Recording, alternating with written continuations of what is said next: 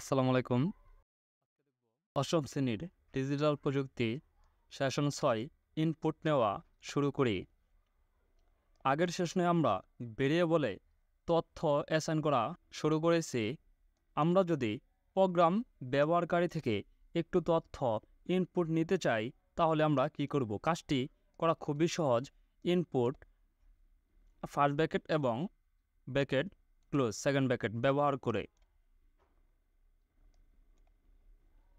আমরা যদি নিচের মতো লিখি, একটি ভেরিয়েবল লিখলাম মাই ইনপুট ইকুয়াল ইনপুট লিখলাম, তাহলে মাই ইনপুট ভেরিয়েবলটি আমাদের থেকে একটি ইনপুট গ্রহণ করবে।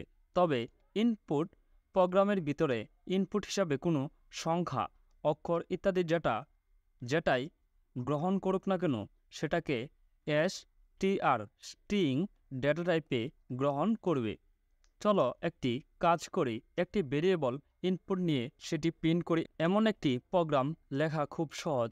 নিচের মতো করে একটি প্রোগ্রাম লিখে আমরা রান করি, যেমন মাই ইনপুট ইনপুট প্রিন্ট মাই ইনপুট।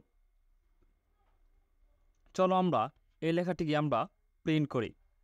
আমরা প্র্যাকটিক্যাল সহ দেখব। দেখো এখানে আমি প্র্যাকটিক্যালি দেখব।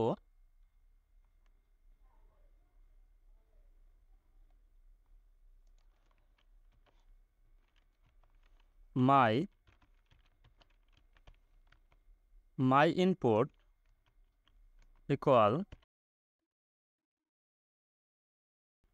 ইনপুট, আবার প্রিন্ট করব প্রিন্ট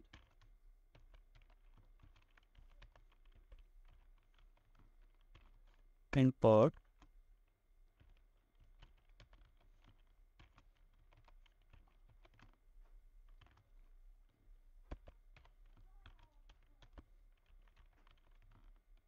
ব্র্যাকেট ক্লোজ।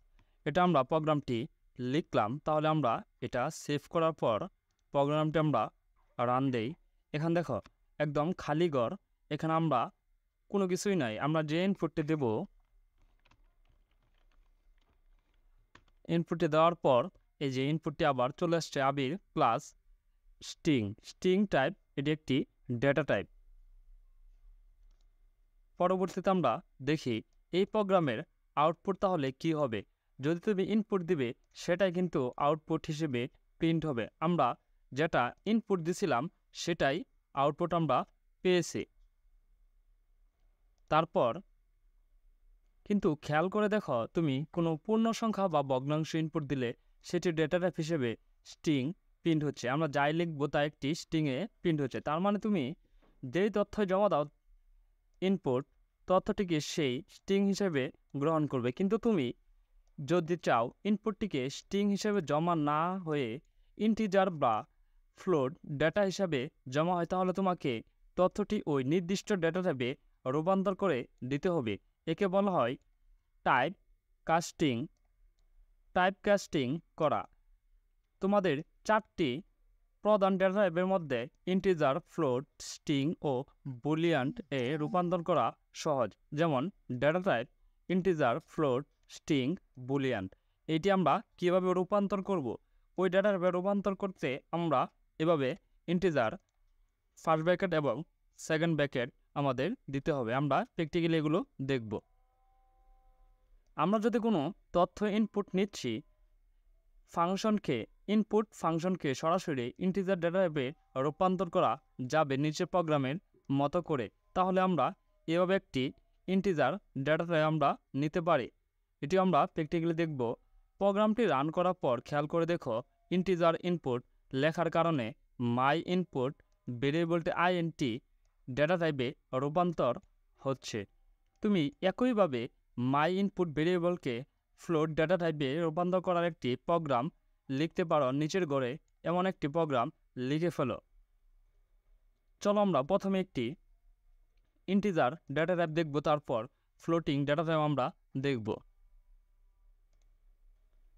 এখানে আমরা স্ট্রিং ডেটা টাইপ দেখেছিলাম। এখন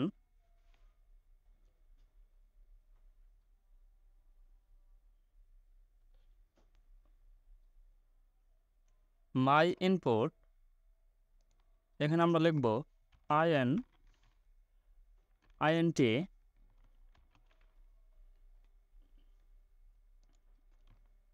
ব্র্যাকেট ক্লোজ,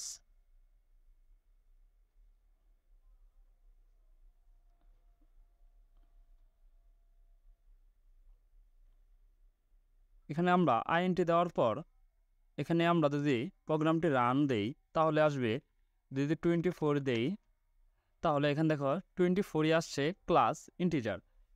এই ক্লাসটি আমাদের হচ্ছে ইন্টিজারে, এই যে দেখো এখানে ইন্টিজার লেখা আছে, তাহলে আমরা এটি কি ইন্টিজার ডেটা টাইপ। এখন আমরা ফ্লোটিং ডেটা টাইপ দেখলে কি করব, এখানে আমরা লিখব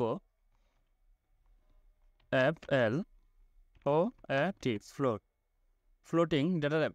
এটি আমরা সেভ করব, সেভ করার পর এখানে আমরা লিখব আবার 24 বা 25 লেখার পর দেখো ক্লাস ফ্লোটিং, তাহলে আমাদের কি আসছে, এটা আমরা ফ্লোটিং ডাটা টাইপের আমরা লিখে ফেললাম ক্লাস ফ্লোটিং।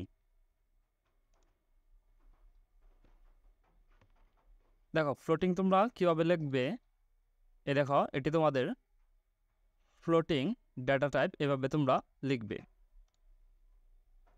আবার আমরা চাইলে একটি তথ্য ইনপুট নেওয়ার সময় নির্দিষ্ট কমান্ড বা নির্দেশনা দিতে পারবো, সেজন্য ইনপুটের ভিতর দিয়ে কিছু কমান্ড লিখতে পারি।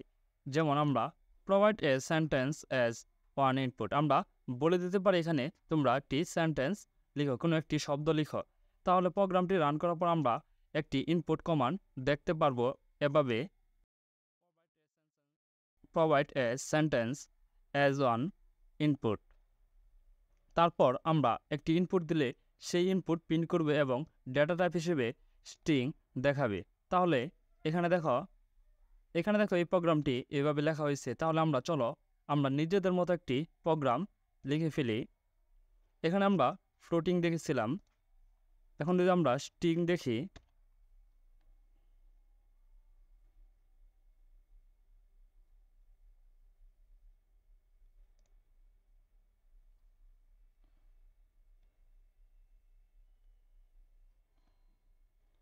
আমরা যদি এখানে স্ট্রিং ডেটা টাইপগুলো দেখি তাহলে হবে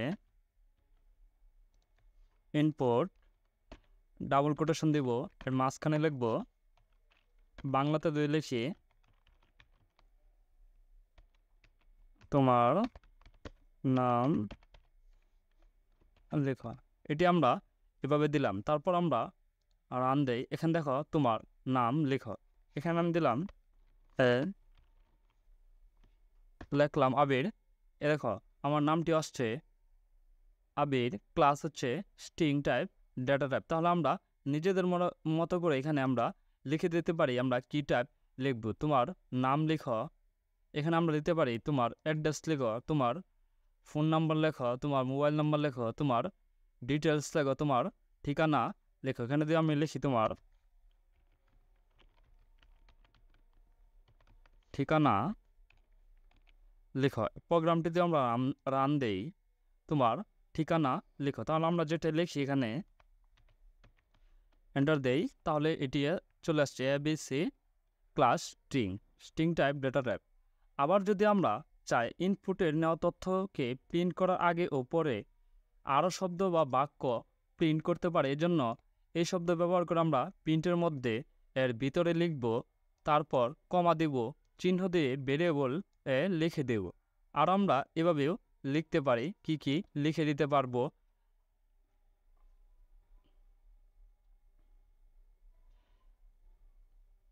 আমরা একটি ইনপুট ডেটা টাইপের আগে এবং পরে আমরা লিখে দিতে পারি কি ডেটা টাইপ আমরা নিব, কি ডেটা টাইপ নিতে পারি এগুলো।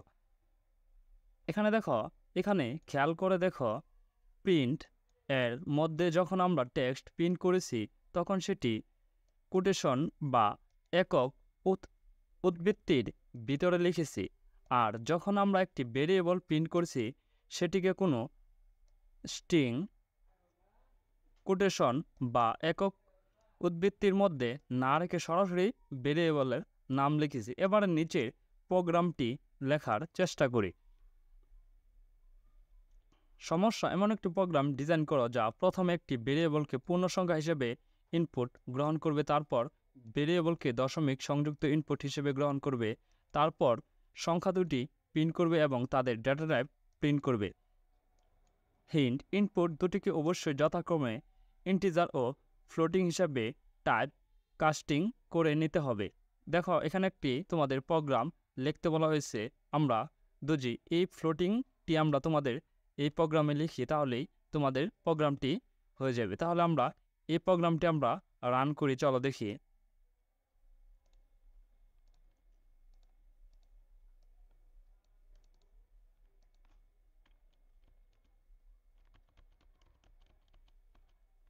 এখানে আমরা দিতে পারি ফ্লোটিং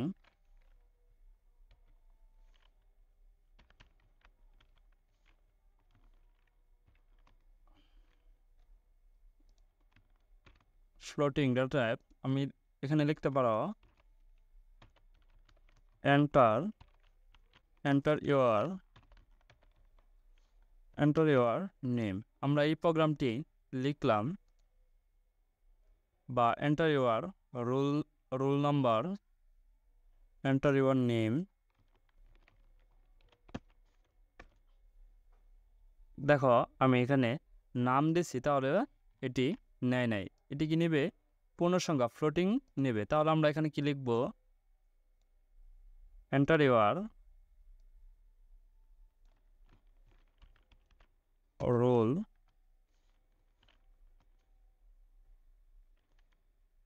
রোল অথবা এন্টার ইউর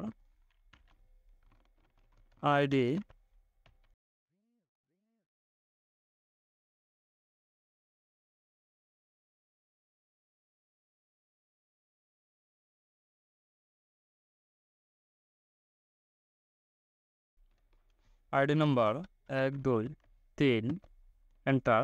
ক্লাসটি হচ্ছে floating type data type. Enter your ID number, তাহলে হচ্ছে ফ্লোটিং ডেটা টাইপ। তাহলে আমরা দেখে নিলাম। এটি তোমরা লিখতে পারো, এটি তোমরা লিখবে।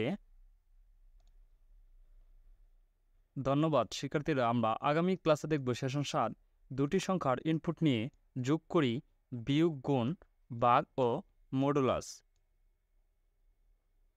পরবর্তী ক্লাসে যোগ, বিয়োগ, গুণ, ভাগ কীভাবে তোমাদের একটি প্রোগ্রামে লিখতে হয় সেগুলো আমরা দেখব।